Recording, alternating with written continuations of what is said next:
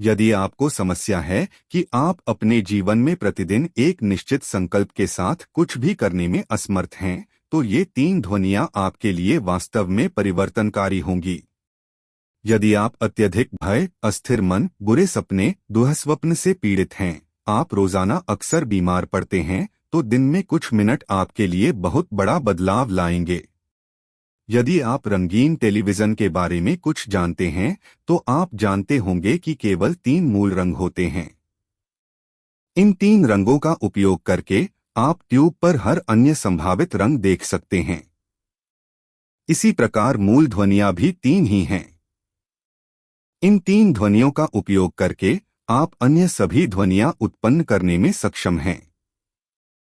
यदि आपको जीभ का उपयोग किए बिना किसी भी प्रकार की ध्वनि का उच्चारण करना हो, तो आप कौन सी ध्वनियां उच्चारित कर सकते हैं? मैं चाहता हूं कि आप प्रयोग करें और निश्चित रूप से हाँ देखें। आप असंभव को संभव कर सकते हैं। और क्या? मान लीजिए कि आपके पास जीभ नहीं है। ऐसी कौन सी ध्वनियां हैं जिन्हें आप नहीं कर सकते? आप कर सकते हैं। हर कोई कर सकता है।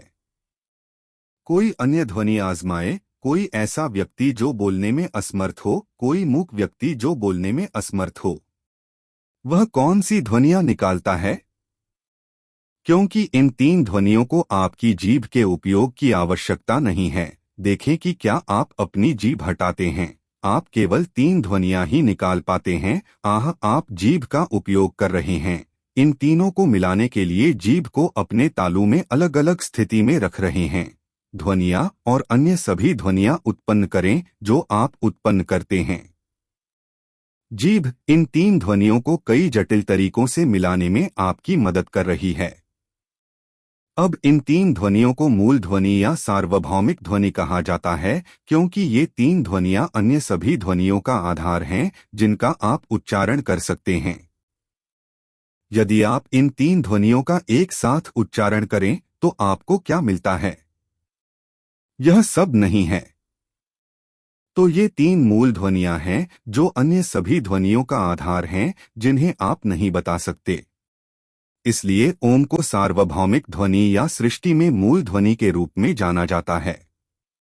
यदि यह सच है, तो ऐसा कैसे होता है कि केवल एक निश्चित धर्म ही इसे अपने लिए एक ब्रांड के रूप में उपयोग कर रहा है और कहीं और यह ज्ञात नहीं है कि यह सच नहीं है? जहां भी कोई साकार सत्ता है, वहां ध्वनि भुजा भी होगी। उदाहरण के लिए, ईसाई धर्म का जन्म जेरूसलम में हुआ, जहां उस समय की भाषा एरमा भाषा थी। जहां ध्वनि प्रमुख होती है, वहां एक निश्चित प्रभाव होता है।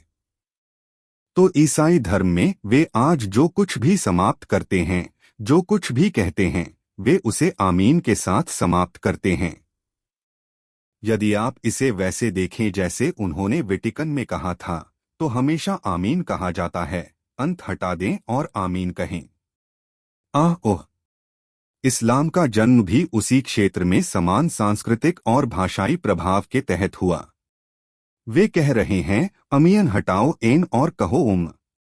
वही ध्वनि इसलिए क्योंकि जहां भी इंसान अपने स्वभाव से चुप हो जाता है, वहां स्कूल टीचर मौन नहीं, कान बंद करके मौन नहीं होता। यदि आप अपने स्वभाव से मौन हो जाते हैं, तो ओम ध्वनि आपके सिस्टम में गूंज उठेगी, क्योंकि आपके भौतिक अस्तित्व की मूल ध्वनि ओम ध्वनि है। जब ओम गूंजता है तो यह नाभि के ठीक नीचे से शुरू होता है और आपकी नाक की नोक पर समाप्त होता है। यह प्रतिध्वनि अपने आप घटित होगी। इसलिए जहां भी कोई इंसान वास्तव में अपने भीतर पूरी शांति के साथ शांति से बैठता है, वह हमेशा ओम की ध्वनि के प्रति जागरूक हो जाता है। जब उसने इसे प्रसारित किया, कालांतर में यह विकृत हो गया। भाषा और सांस्कृतिक प्रभाव के हिसाब से भारत में भी ओम बन गया है। यह ओम ध्वनि हानि नहीं है कि आज भी अनगिनत फायदे हैं। यदि कोई भी किसी भी प्रकार की मनोवैज्ञानिक गड़बड़ी के साथ यहां आता है, तो उसका पहला नुस्खा हमेशा ओम होता है। ऐसा आप कुछ हफ्तों तक करें। आप शांत हो जाएं और फिर हम दूसरे पहलुओं में जाएंगे। मैं आपको ऐसे 100 लोगों को दिखा सकता हूं जिनके लिए चिकित्सकीय रूप से यह माना जाता था कि उन्हें जीवन भर मनोरोग की दवा नहीं लेनी होगी, केवल ओम का उच्चारण करके दवा की आवश्यकता से पूरी तरह छुटकारा पा चुके हैं।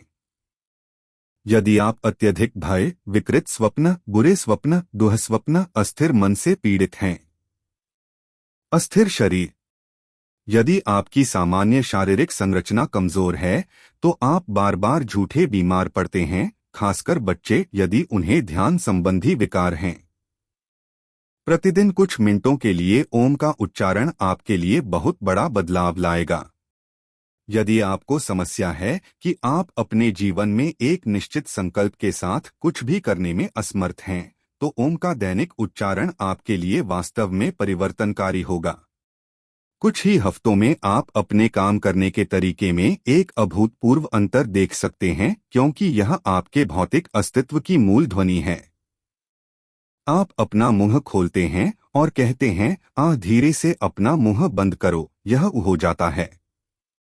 तुम इसे बंद करो, यह बन जाता है। ओम।